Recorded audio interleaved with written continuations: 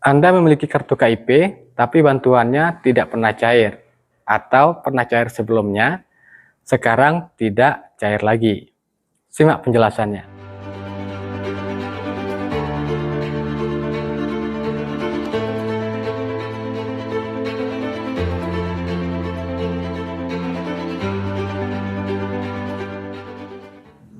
Assalamualaikum warahmatullahi wabarakatuh. Pada kali ini kita akan membahas solusi agar bantuan KIP bisa dicairkan atau cair kembali bagi yang pernah cair sebelumnya. Perlu diketahui bahwa sampai dengan saat ini penyaluran bantuan PIP atau KIP telah memasuki termin ketiga untuk tahun 2023, yang mana termin pertama telah dicairkan atau disalurkan pada bulan April dan untuk termin kedua pada bulan Agustus yang lalu. Sampai dengan saat ini, ternyata masih banyak penerima KIP yang belum mencairkan bantuannya. Juga terdapat penerima KIP yang bantuannya tidak cair lagi. Banyak pertanyaan dari teman-teman semuanya yang disampaikan melalui akun sosial media kami yang bertanyakan kenapa bantuan KIP ataupun PIP tidak cair lagi.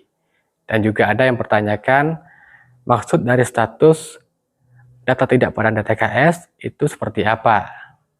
Simak penjelasannya di sini dan jangan di skip agar tidak gagal paham terhadap informasi yang kami sampaikan.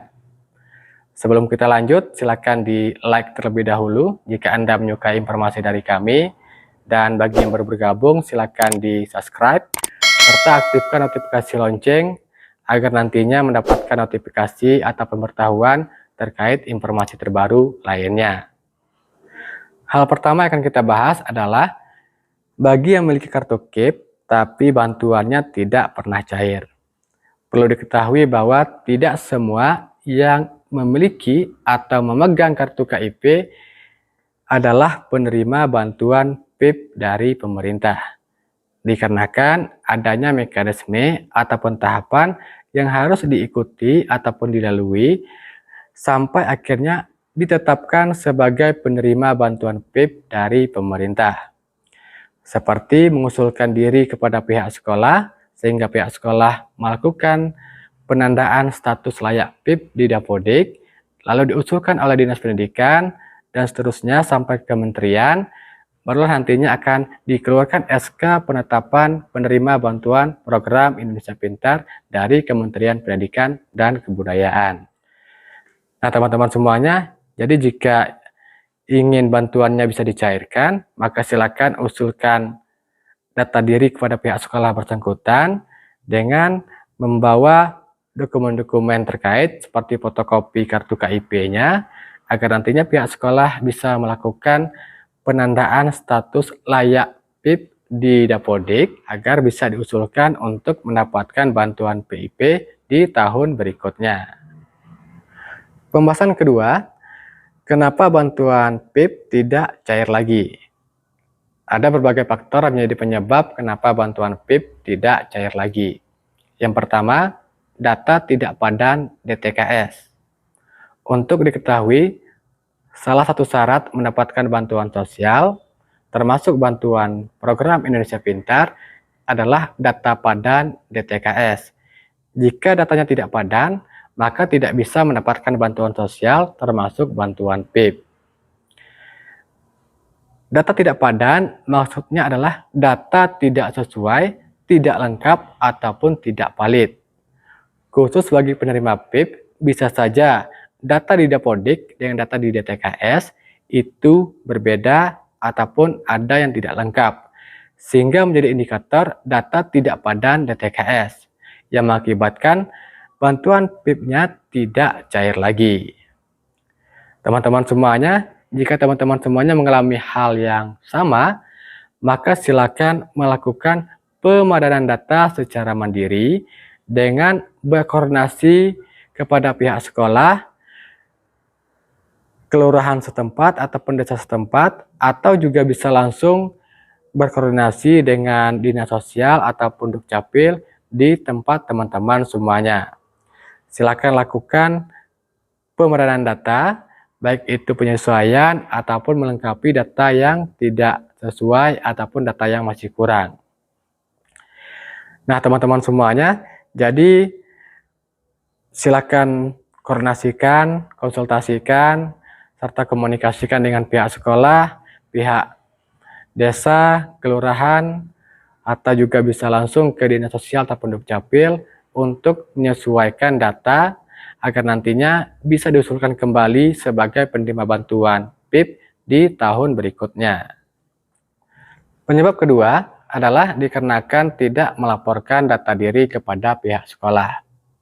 Teman-teman semuanya, hal ini penting sekali untuk diperhatikan jika mengalami kenaikan jenjang dari SD ke SMP, begitu juga dari SMP ke SMA, maka harus melaporkan data diri kepada pihak sekolah, agar pihak sekolah bisa mengusulkan kembali teman-teman semuanya untuk mendapatkan bantuan KIP atau PIP. Jika tidak melaporkan data diri, hal ini bisa saja menjadi penyebab teman-teman semuanya tidak lagi mendapatkan bantuan KIP ataupun PIP, dikarenakan tidak diusulkan oleh pihak sekolah. Teman-teman semuanya, khusus untuk kenaikan jenjang dari SMP ke SMA, teman-teman semuanya harus lebih aktif koordinasi dan juga konsultasi dengan pihak sekolah, dikarenakan adanya perbedaan bank penyalur untuk jenjang SD, SMP, dan juga jenjang SMA. Bantuan PIP untuk jenjang SD dan SMP dicairkan melalui Bank BRI, sedangkan untuk jenjang SMA sederajat dicairkan melalui Bank BNI. Nantinya teman-teman semuanya akan mendapatkan nomor rekening yang baru untuk mencairkan bantuan KIP ataupun PIP di jenjang SLTA sederajat. Nah, teman-teman semuanya, jadi perlu diingat ketika kenaikan jenjang, silakan laporkan diri kepada pihak sekolah bahwa kita adalah penerima bantuan KIP atau PIP, sehingga bisa diusulkan oleh pihak sekolah untuk mendapatkan bantuan KIP di tahun berikutnya. Penyebab ketiga adalah tidak diusulkan oleh Dinas Pendidikan Kabupaten Kota. Perlu diketahui bahwa ada mekanisme ataupun tahapan yang harus dilalui sebelum keluarnya SK penerima bantuan KIP ataupun PIP di tahun berjalan.